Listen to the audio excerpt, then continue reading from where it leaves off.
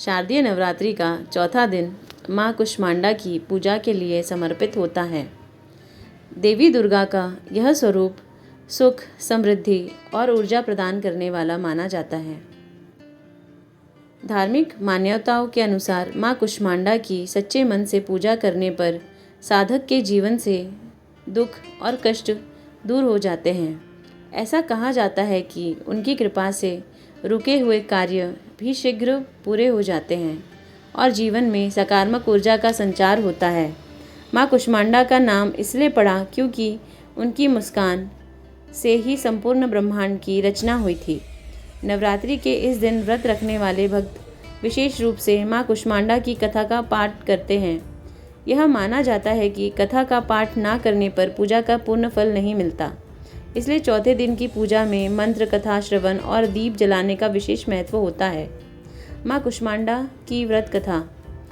सनातन शास्त्रों के अनुसार प्राचीन काल में त्रिदेव ने सृष्टि की रचना का संकल्प लिया। उस समय संपूर्ण ब्रह्मांड में घना अंधकार व्याप्त था। समस्त सृष्टि एकदम शांत थी।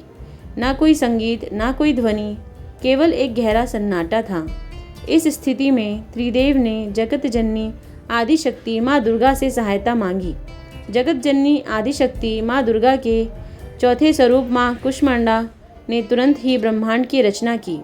कहा जाता है कि माँ कुष्मांडा ने अपनी हल्की मुस्कान से सृष्टि का निर्माण किया। माँ के चेहरे पर फैली मुस्कान से संपूर्ण ब्रह्मांड प्रकाशमय हो गया।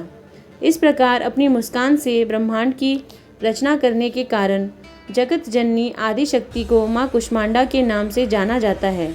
माँ की महिमा अद्वितीय है। माँ का निवास स्थान सूर्यलोक है।